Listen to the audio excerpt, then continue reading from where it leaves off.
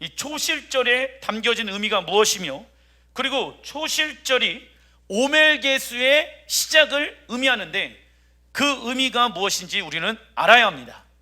오늘 오멜개수 7일입니다. 그런데 오멜개수의 첫째 날은 초실절입니다. 단락 1번, 여호와의 봄의 절기는요, 유월절, 무교절, 초실절, 오순절이 있죠. 이는 예수와의 무엇으로 성취되어졌습니까? 초림, 적어놔 주십시오. 예수와의 초림으로 성취되어졌고, 가을절기는 무엇입니까? 나팔절, 대속죄일, 장막절입니다. 이는 예수와의 무엇으로 성취될 예정입니까? 재림, 적어놔 주십시오. 하나님은 구원받은 우리를 당신의 시간표 안으로 초대하고 계시며 하나님 나라의 완성에 대한 그림, 계시를 주셨다. 자, 구원이 시작되어졌죠. 무슨 절기? 유월절이죠. 구원이 완성되어지는 절기, 장막절이죠. 알파와 오메가, 시작과 끝의 주관자는 누구이십니까? 하나님께서 당신의 계획을 하나님의 백성들에게 알려주셨다. 그러려면 세상의 계획을, 세상의 시간표를 우리는 버려야 합니다. 그래야지 하나님의 시간표를 알 수가 있으며 우리의 신앙생활 가운데 올바르게 우리의 신앙의 길을 가려면 우리의 도착지가, 목적지가 어디인지를 정확하게 알아야 한다. 도착지가 어디인지를 모른다라고 하면은 우리는 신앙생활을 올바르게 할 수가 있습니까? 없습니까? 없습니다. 그걸 아셔야 합니다. 시작은 다 예수와로 말미암아 시작되어졌는데 끝을 모른다라고 하면은 우리는 신앙생활을 올바르게 할 수 없습니다. 어디로 가는지 알지 못하고 방황하면서 지낼 수밖에 없어요. 그런데 어디는 다닐까? 교회는 다니게 되어집니다. 그래서 여러분들, 세상의 그 어떤 것보다 가장 귀한 것은 예수와 외에 다른 어떠한 것이 더 귀한 것이 무엇이 있습니까? 제발 이야기 좀 해주십시오. 어떤 사람은, 목사님, 돈이 예수님보다 더 귀하지 않습니까? 그래도 먹고 살려면 돈이 있어야 되니까. 반론합니다. 예수님께서 우리의 먹을 거, 입을 거, 잘 것, 모든 것을 책임져 주시는 분이십니다. 왜요? 그분은 온 우주의 왕이시고 온 열방과 이 땅의 열매를 맺게 하시는 분은 누구이십니까? 하나님이시라는 것을 나는 믿기 때문에 결국 이러한 믿음을 가지고 있는 사람들은 그 하나님의 나라에 들어가게 되어질 것입니다. 봄의 절기에 속해 있는 이 유월절은 죽음의 재앙이 떠나가고 구원이 시작되는 절기입니다. 다음은 무교절은 하나님께서 우리를 부르셨을 때 시작, 이 땅의 모든 것을 다 내려놓고 하나님의 부르심에 순종하는 절기입니다. 오늘이 무교절 8일인 거예요. 그래서 8일 날 너희들이 성회로 모여라 라고 말씀하고 있거든. 오늘 무교절 며칠? 8일. 이 숫자 8은요, 새로운 시작, 새하늘과 새 땅, 새 예루살렘을 뜻합니다. 히브리어 숫자가 8은.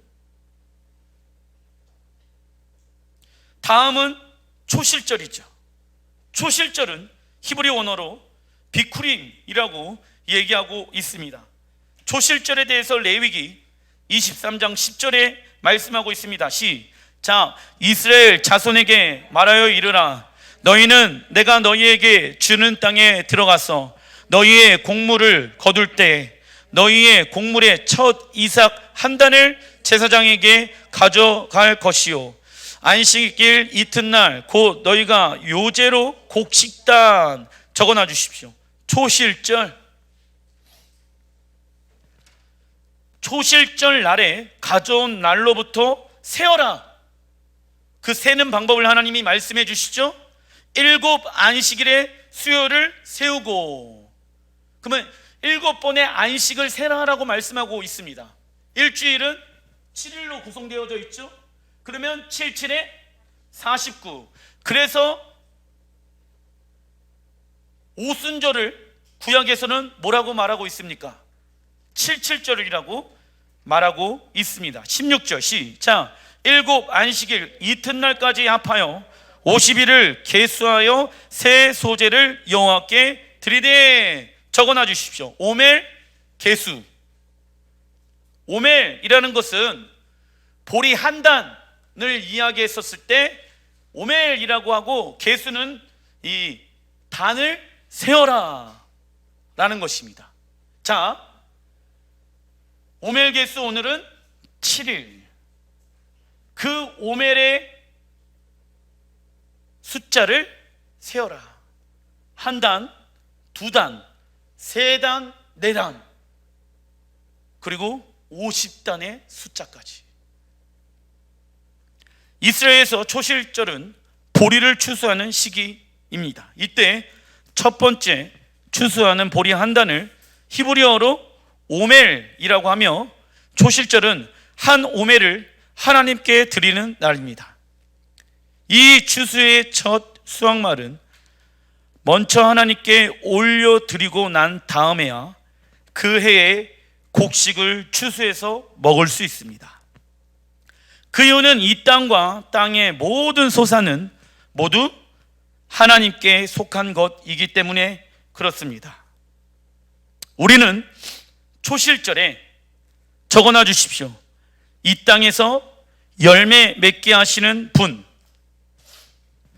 우리는 무엇을 기억해야 하냐? 이 땅에서 열매를 맺게 하시는 분은 누구이십니까? 하나님이라는 것을 기억해야 합니다. 초실절의 핵심은, 그리고 오멜게수의 핵심은 이 땅에서 모든 만물의 열매 가운데, 직장에서 돈을 벌고 가정에서 자녀들이 자라나고 사업하는 모든 영역의 주인은 누구이십니까? 하나님이십니다 라는 것을 잊지 말라는 거예요. 그래서 첫 단을 여호와 앞에 드려라. 성경에서 말하는 그 첫째 것, 첫 열매라는 것은 다른 말로 적어놔 주십시오. 가장 좋은 것, 가장 좋은 것입니다. 첫째 것은 가장 좋은 것. 그래서 여러분들에게 알려드립니다. 여러분들이 어떤 직장에 갔어요? 첫 월급을 받았어요? 그건 누구의 것? 하나님의 것. 네. 하나님의 것으로 올려드려야 합니다.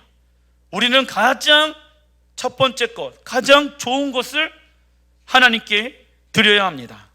출애굽기 23장 19절, 내 토지에서 처음 거둔 열매의 가장 좋은 것을 가져다가 너희 하나님 여호와의 전에 드릴지니라. 토지에서 나온 첫 열매를 보면 무엇을 예측할 수 있습니까? 나머지 열매 적어놔 주십시오. 왜 하나님께서 첫 열매를 하나님께 드려라 라고 말씀해 놓은지 아십니까? 그 첫 열매를 통하여서 그 후에 열매 맺게 하시는 분은 하나님이시다는 것을 잊지 않게 하기 위해서.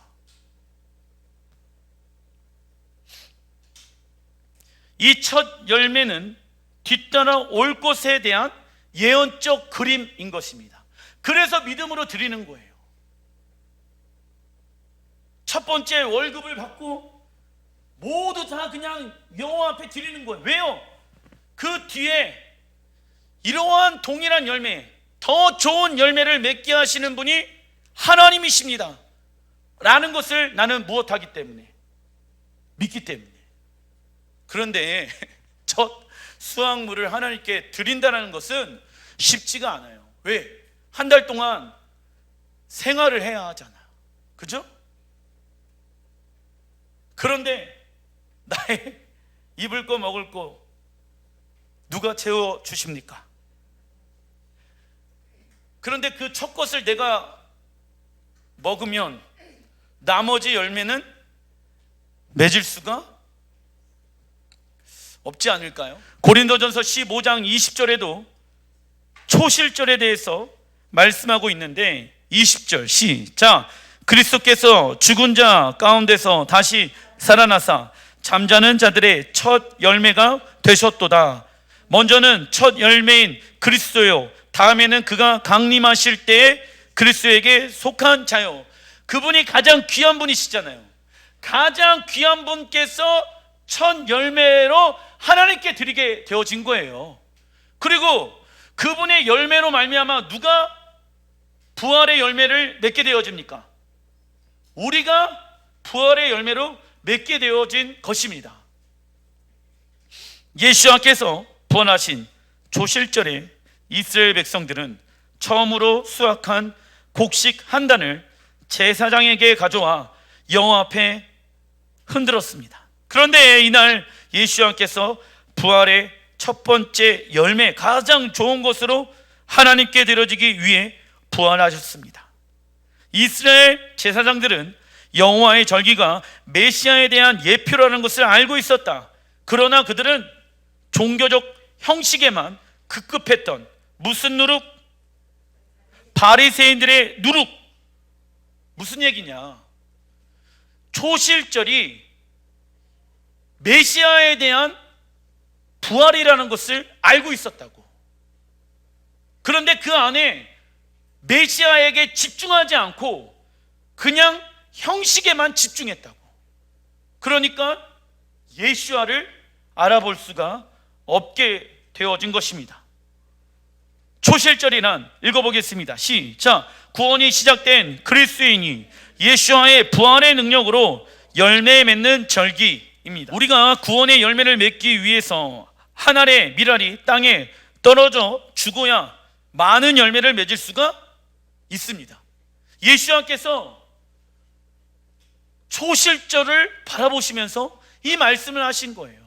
한 알의 밀알이 땅에 떨어져야지, 죽어야지 많은 열매를 맺을 수가 있다. 그래서 예수와께서 한 알의 밀알로 땅에 떨어져 죽은 거예요. 그리고 우리의 삶 가운데 많은 열매를 맺기를 원한다라고 하면은 우리의 자아가 어떻게 되어져야 할까요? 죽어야 하는 것입니다. 그런데 어떠한 이들은 내가 죽는 것을 굉장히 싫어하고 어려운 일이라고, 고된 일이라고 생각하는 사람들이 있습니다. 그러나 내가 죽는 것은요, 어려운 일, 고된 일, 힘든 일이 아니라 무엇을 경험하는 것인지 아십니까? 참된 안식을 경험하는 것입니다. 고행하는 게 아니에요. 다른 종교들이랑 달라요. 다른 종교들은 고행하죠. 자신의 육체의 욕심을 버리기 위해서 고행하죠. 만배하고 천만배하고 하죠. 수행하죠. 근데 우리 예수를 믿는 사람들은 고행하는 게 아니에요. 나를 십자가의 죽임으로 말미암아 무엇 가운데 들어가는 것이다? 참된 안식 가운데 들어가는 것이라고요. 그런데 많은 사람들이 고행하는 것이라고 생각해요. 그러니까 힘들죠. 어렵죠. 안 되죠. 불가능하다라고 생각하죠. 십자가를 짊어매는 것을 굉장히 고통스러워하는 사람들이 있는 이유는 왜곡이에요. 왜곡. 하나님에 대한 왜곡. 우리에게 십자가를 짊어매라고 하신 이유는, 내가 죽어야 하는 이유는 죽음 가운데 있는 사람들은 안식을 얻는 데니까. 할렐루야.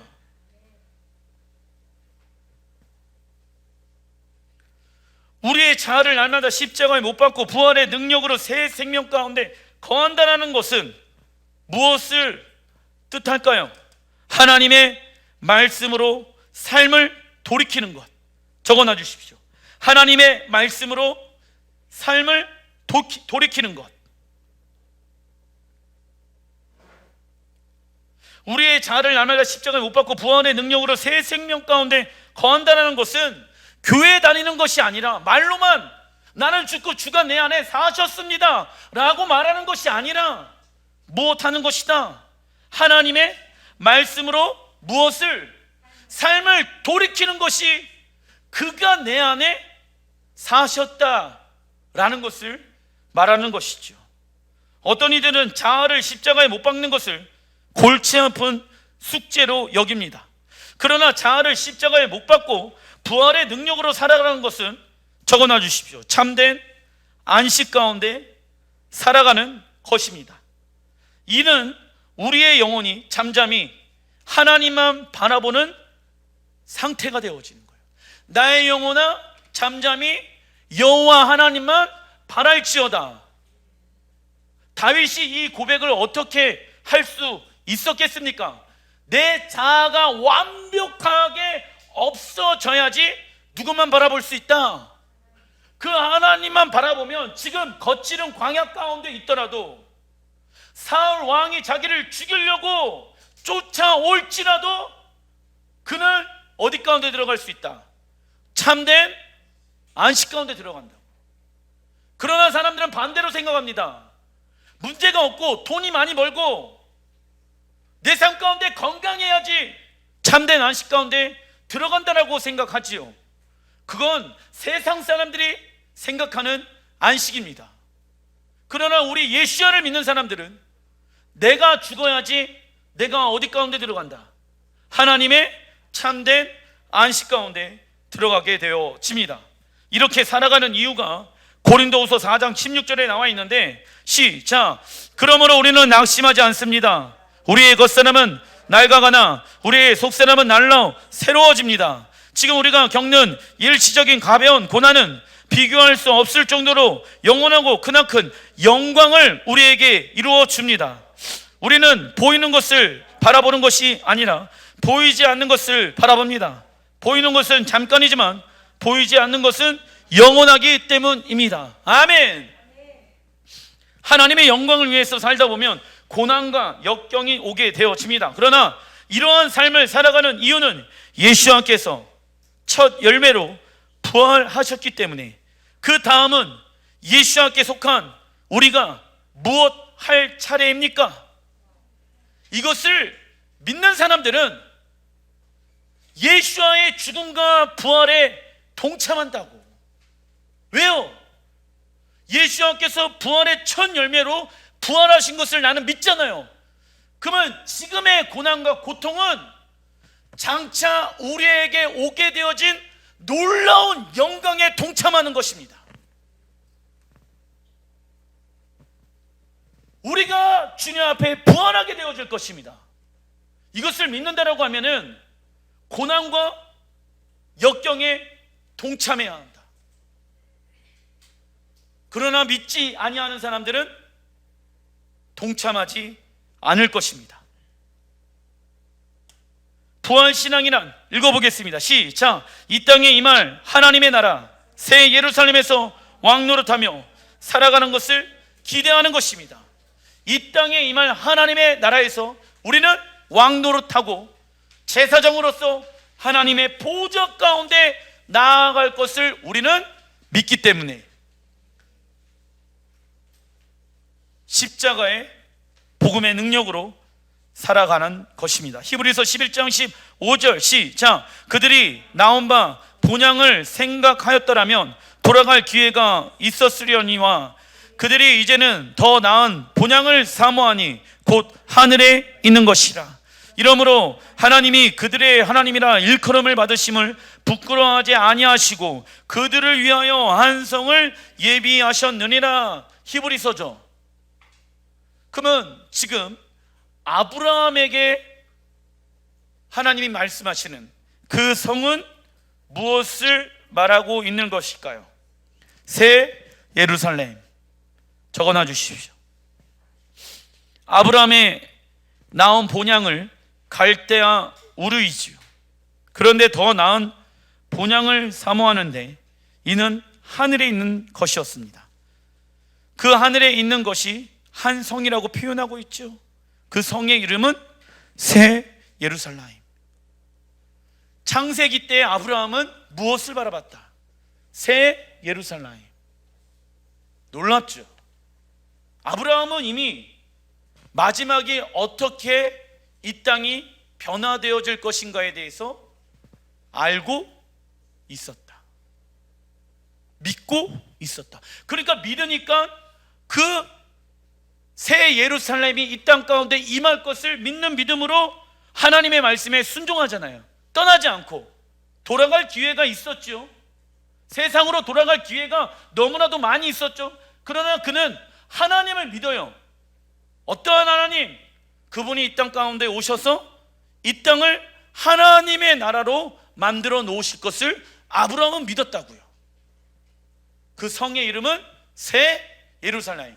그게 구약에도 나와 있고 신약에도 나와 있는 것입니다.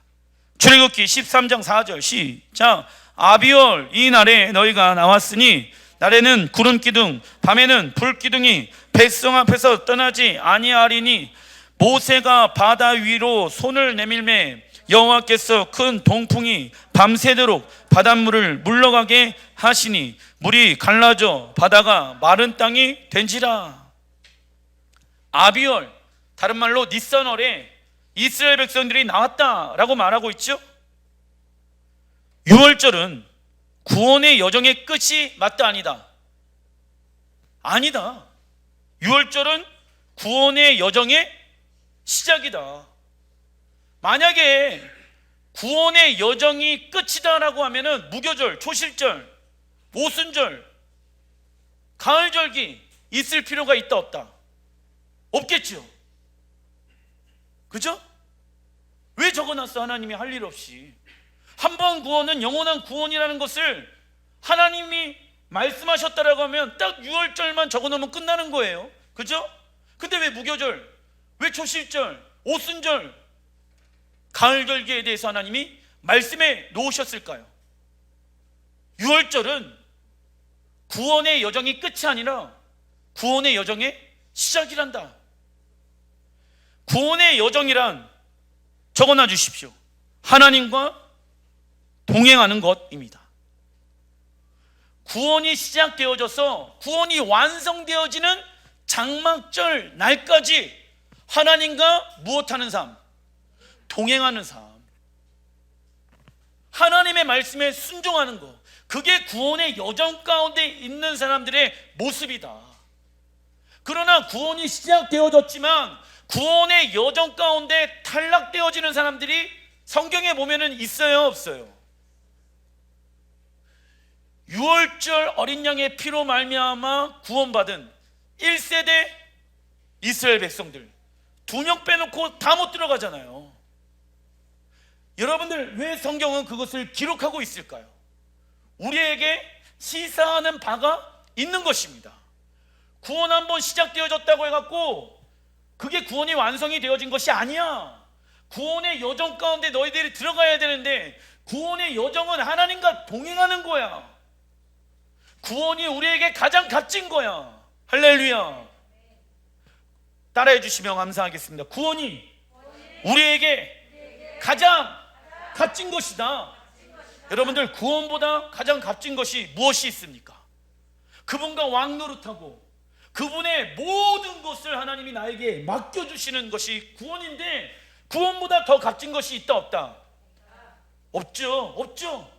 비교할 수 없을 정도로 좋은 것이 하나님의 구원인 것입니다. 하나님은 이스라엘 백성들 앞에서 앞서가시며 낮이나 밤이나 쉬지 아니하시고 구름 기둥과 불 기둥으로 인도해 주셨다. 그러니까 6월절 어린 양의 피를 경험했잖아요. 무교절 날부터 불 기둥 나타나고 구름 기둥 나타난 거예요.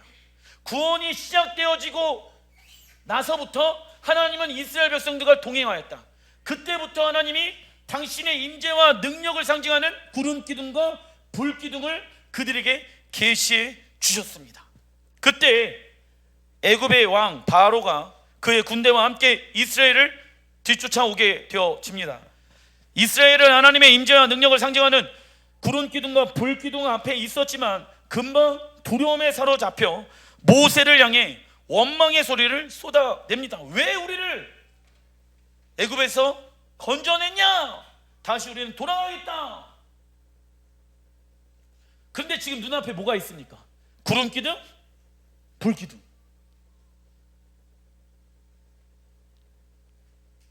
하나님이 지금 당신의 능력과 역사와 임재가 우리 앞에 지금 나타내고 있는데 두려움 때문에 그분의 영광이 우리 앞에 지금 나타나고 있는데도 불구하고 우리 어디로 돌아간다?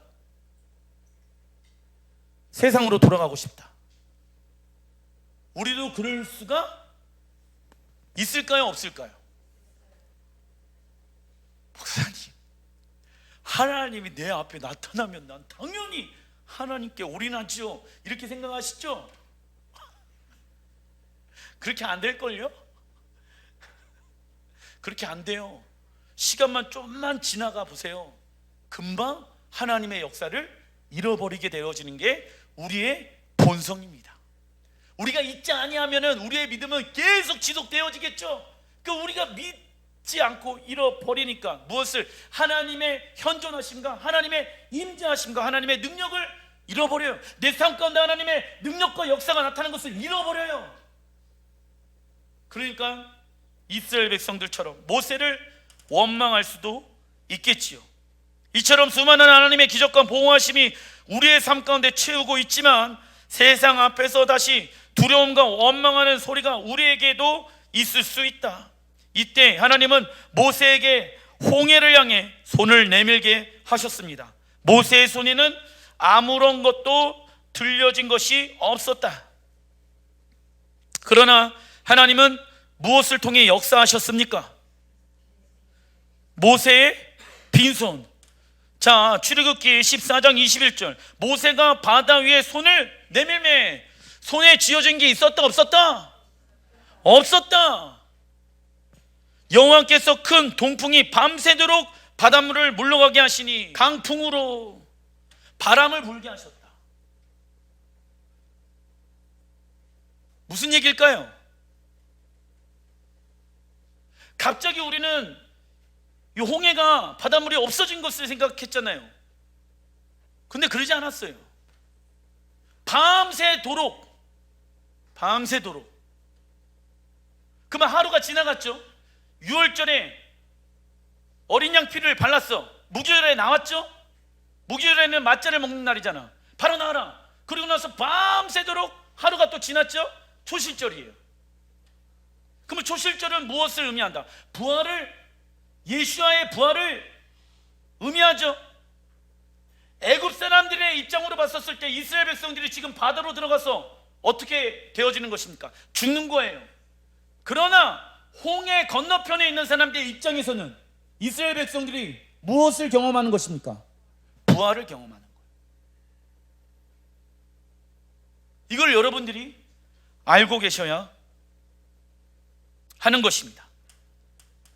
이때 하나님은 모세의 빈손을 통해서 역사하셨다. 이처럼 우리가 우리의 것을 의지하려고 손에 쥐고 있을 때에는 하나님의 역사를 경험할 수가 없겠죠. 하지만 우리의 손에 있는 것을 내려놓고 아무것도 가지지 않고 있을 때 하나님의 능력은 우리의 빈손을 통하여서 무엇 하십니까? 역사하십니다. 우리의 권리를 포기하는 것은 단순히 단념하고 잃어버리면서 살아가는 것을 말하는 것이 아닙니다. 더 귀한 가치를 발견하였을 때 그것을 취하기로 결정하는 것이, 적어놔 주십시오, 권리 포기의 삶입니다. 권리 포기가 아까 십자가에서 죽고 주가 내 안에 부활하였다는 것을 믿는 믿음이랑 똑같은 거예요. 내 권리를 왜 포기할까요? 더 나은 가치, 영원한 가치를 나는 무엇하였습니까? 발견하였기 때문에. 세상의 것들은 다 없어지고 하나님의 것만이 영원히 남는다는 것을 우리는 믿기 때문에, 그것이 영원한 가치라는 것을 나는 믿기 때문에 내가 가지고 있는 것을 내려놓는 것이 아깝다, 아깝지 않다, 아깝지가 않은 것이죠. 근데 아까운 사람들은 영원한 가치가 무엇인지 아는데도 불구하고 아까운 사람들은 내려놓지 못하겠죠. 그런 사람들은 하나님을 믿는다라고 얘기하기가 쉽지 않습니다. 이러한 하나님의 초자연적인 역사를 경험한 날이 초실절, 적어놔 주십시오. 고린도전서 10장 1절부터 2절 시작. 형제들아, 나는 너희가 알지 못하기를 원하지 아니하노니 우리 조상들이 다 구름 아래에 있고 바다 가운데로 지나매 모세에게 속하여 다 구름과 바다에서 침례를 받고. 애굽의 입장에서 홍해 바다 안으로 들어가는 이스라엘 백성들의 모습은 죽음입니다. 그러나 홍해를 통과한 이스라엘은 하나님께 침례를 받고 새로운 출발을 하였습니다. 침례란 시작. 옛사람에 대한 죽음과 새 사람으로의 탄생을 말합니다. 우리도 침례를 받음으로써 옛사람에 대해서 죽었고 새롭게 태어났습니다. 그러나 사단은 바로 왕처럼 구원이 시작된 우리의 구원을 다시 빼앗기 위해 계속적으로 무엇한다? 공격한다. 구원이 시작되어진 이스라엘 백성들, 유월절 어린 양의 피로 구원이 시작되어진 이스라엘 백성들, 바로 왕은 그 이스라엘 백성들을 가만히 내버려 두지 않았습니다. 쫓아왔습니다. 죽이려고 했습니다. 다시 빼앗아가려고 했습니다. 이처럼 사단은 우리의 구원을 빼앗아가려고 우는 사자와 같이 지금 우리 옆에 있다라는 것을 여러분들이 알고 계셔야 합니다.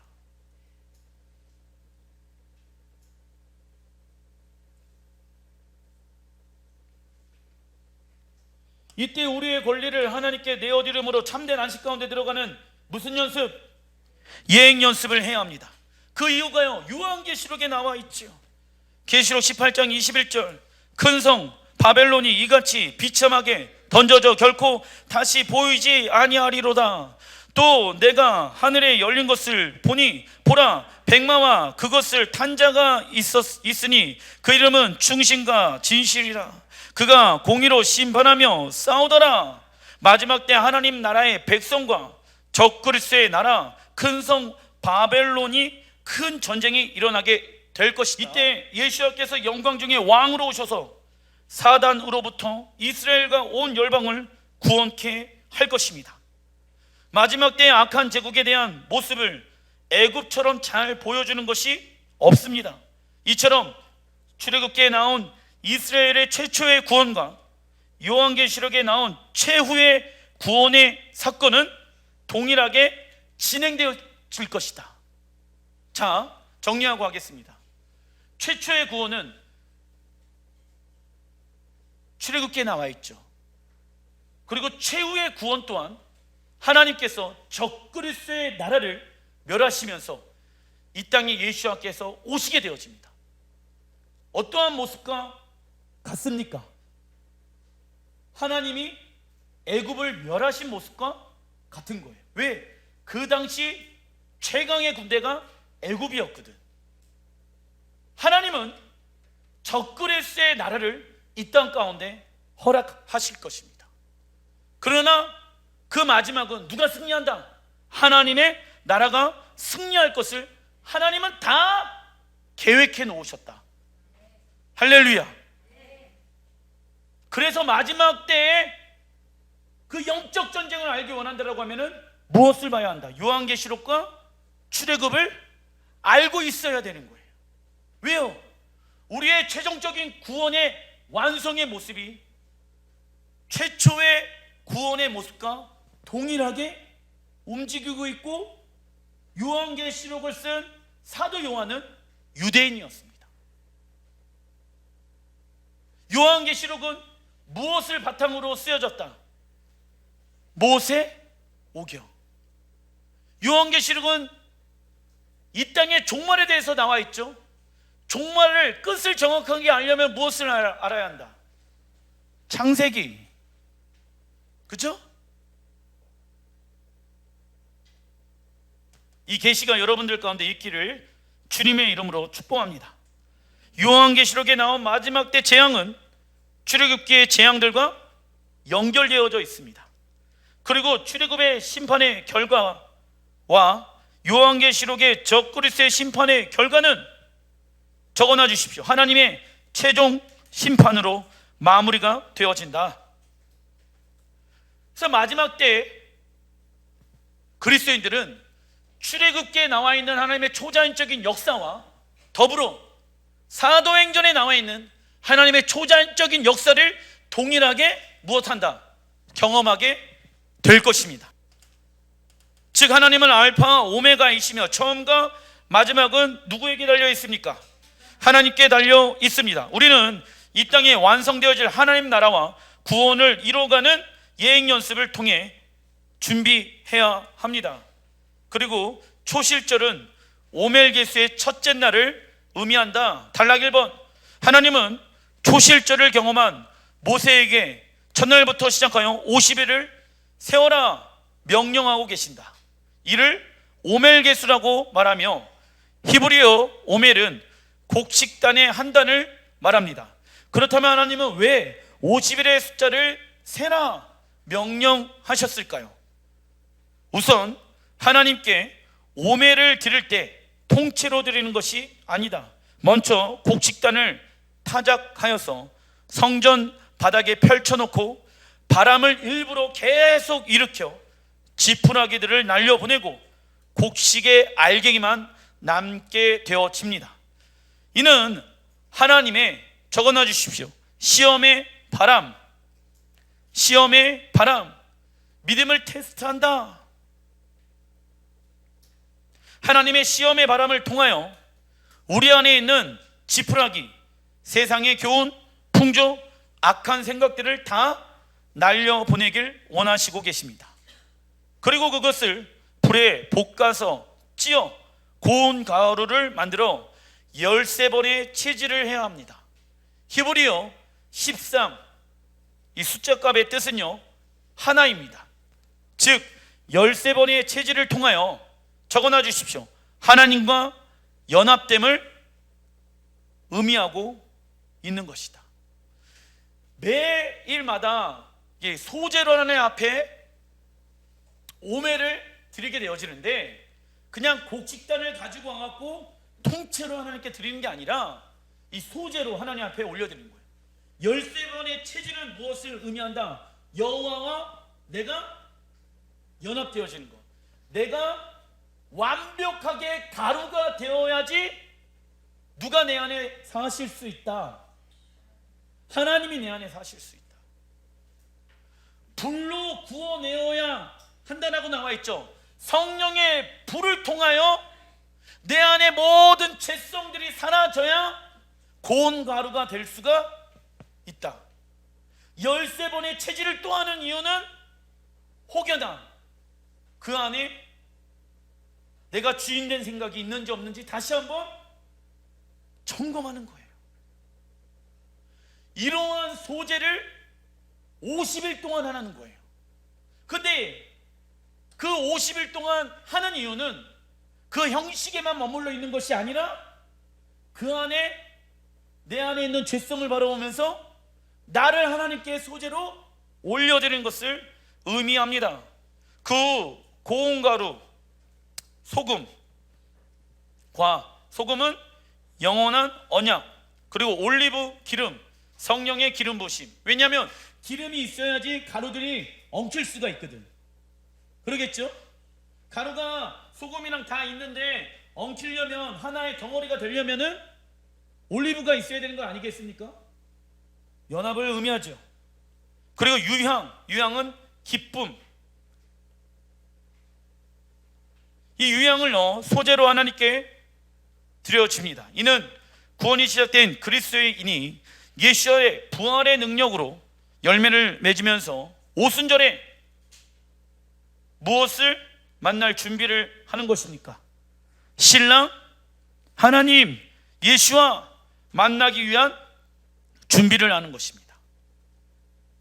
그래서 구원이 시작되어진 신부가, 유월절 어린 양의 피를 경험한 신부들이 그 구원의 시작 가운데만 머물러 있으면 안 되고, 신부가 신랑 하나님과 결혼할 무엇을 해야 한다? 단장을 해야 한다. 언제까지? 오순절 날까지. 그래서 세어라라고 명령하고 있는 거예요. 이게 명령조로 되어 있거든요. 히브리 원어를 보면 오늘 며칠? 오멜게스 7일 세는 거예요. 단장하자. 왜? 오순절에 신랑 하나님께서 나를 만나길 원하시며 그날 하나님은 우리에게 무엇을 주길 원하신다? 캡투바, 결혼 서약서.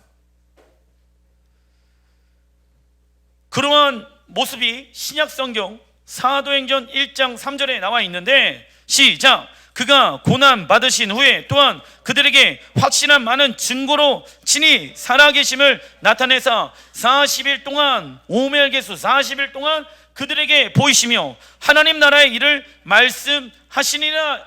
누구의 이야기입니까? 예수님께서 부활하시고 나서 40일 동안 오멜개수를 카운트하시면서 오늘 첫째 날이야, 둘째 날이야, 그리고 40일 동안 무엇에 대해서 제자들에게 말씀을 전하였습니까? 하나님의 나라가 어떻게 이 땅 가운데 이루어질 것인지에 대해서. 걱정하지 마, 나는 이 땅 가운데 다시 와서 모든 열방과 예루살렘의 왕으로 오게 되어질 것이란다. 하늘 소망을 두면서 살아가는 자가 되어야 한다. 그리고 너희들이 하나님의 말씀을 이뤄낼 수 있도록 성령의 은혜가 오순절에 임하게 되어질 것인데, 카운트 계속 세야 돼. 잊지 마. 카운트 계속 세야 해. 40일, 42일. 제자들은 알고 있었습니다. 성령께서 언제 임할 것을, 오순절에 임할 것을 알고 있었다. 성령으로 세례를 받으리라 하셨느니라. 오순절 날이 이미 이름에 그들이 다 같이 한 곳에 모였더니 그때 경건한 유대인들이 천하 각국으로부터 와서 예루살렘에 머물러 있더니, 자, 경건한 유대인들이 오순절 절기를 지키기 위해서 천하 각국으로부터 예루살렘에 와 있지요. 성령님은 하나님의 계명을 지키며 하나님의 절기를 따라 순종하여 그분이 요구하신 장소에서 예배하였던 경건한 유대인들 위에 임하셨습니다. 사도행전 2장 15절 시작. 때가 제 삼시니 너희 생각과 같이 이 사람들이 취한 것이 아니라 오순절 열기 제 3시, 지금의 시간으로는 오전 9시에 성령님이 임하시게 되어집니다. 이때는 언제입니까? 아침 제사가 있는 소제의 시간들이다. 놀랍죠? 오멜기수하면서 소제로 하나님 앞에 첫째 날, 둘째 날, 셋째 날 하면서 마지막 50날까지 아침에 하나님 앞에 9시에 정확하게 영광을 돌리러 소제로 하나님 앞에 내 삶을 올려드리기 위해서 예배당에 갔는데, 한편에 유대인들은 소제로 하나님께 영광을 올려드리고 있고 수천 명, 수만 명이 예루살렘 성전에 모여서 하나님을 예배하고 있는데, 그 예루살렘 성 안에 있는 마가 다락방에 무엇이 임하게 되어집니까? 성령님의 역사가 임하게 되어지는 거예요. 6월절 옆에서는 수만 명의 유대인들이 어린 양을 죽이면서 하나님을 예배하고 있었어요. 동일하게 하나님은 하나님의 시간표 안에 놀라운 계획을 계획해 놓으셨습니다. 하나님은 절기의 총감독으로서 모든 것을 세밀하게 계획해 놓으셨습니다. 이처럼 사람마다 자신의 스케줄이 있지요. 그러나 모든 시간의 주인은 하나님이십니다. 그 하나님께 우리의 스케줄을 조정할 때 우리는 이전에 보지 못하고 경험하지 못한 하나님의 역사와 능력을 경험하게 될 것입니다. 그러기 위해서는 야고보서 1장 12절에 시험을 참는 자는 복이 있도다. 이것에 옳다 인정하심을 받은 후에 주께서 자기를 사랑하는 자들에게 약속하신 생명의 면류관을 얻을 것임이니라. 내 사랑하는 형제들아, 세상과 사단에게 속지 말라. 야고보 사도는 시험이 복된 것이라고 말하고 있죠. 시험의 헬라어 보니까는 페이라스모스이며 시험의 그 뜻은요, 훈련, 적어놔 주십시오. 훈련을 뜻한다. 훈련은 영원한 하나님의 나라를 위하여 제한되어진 이 땅에서의 시간을 통해서만 하는 것입니다. 우리는 오멜게수의 시간에 매일 소재로 우리의 삶을 올려드리며 신앙의 성장과 성숙의 시간들을 보내야 합니다. 그리하면 오순절 절기에 위로부터 오는 성령의 권능을 입고 예루살렘과 온 유다와 사마리아와 땅끝까지 예수와의 증인이 될 것입니다. 그러나 훈련하지 아니하는 사람들은 하나님의 나라를 위하여 살 수가 없고 이 땅에 임할 하나님 나라에 들어갈 수가 있을까요? 없을까요?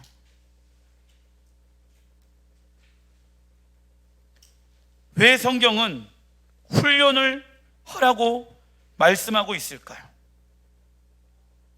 하나님의 사람은 그냥 만들어지는 것이 아니라 훈련으로 만들어집니다. 하나님의 말씀에 순종하는 훈련이 안 되어져 있다라고 하면은 우리의 신앙생활을 다시 한번 점검해 봐야 하는 것입니다. 자신의 신앙생활을, 자신의 믿음을 말씀을 통하여 점검하지 아니하는 사람들은 굉장히 위험한 종교의 행위 가운데 있는 것입니다.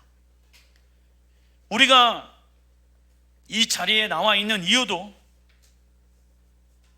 살아계신 하나님을 믿으며 그 말씀을 통하여서 우리의 삶을 다시 한번 점검해 보기 위해서 이 자리에 나와 있습니다. 그죠? 그거 외에는 다른 것이 없습니다. 그리고 다시 한번 하나님의 말씀을 통하여서 우리의 삶을 돌이키는 것이죠. 그런데 돌이키지 않으려고 한다라고 하면은 우리는 그 하나님의 나라에 들어갈 수가 없습니다. 하나님은 왜 당신의 계획표를 하나님의 백성들에게 알려주셨을까요? 왜요? 준비, 훈련하라고. 훈련은 제한되어진 이 땅의 시간을 통해서만 하는 것입니다. 하나님의 나라를 위하여 산다라는 것은 제한되어져 있는 이 땅에서의 시간을 통해서만 하는 것입니다. 기도하겠습니다.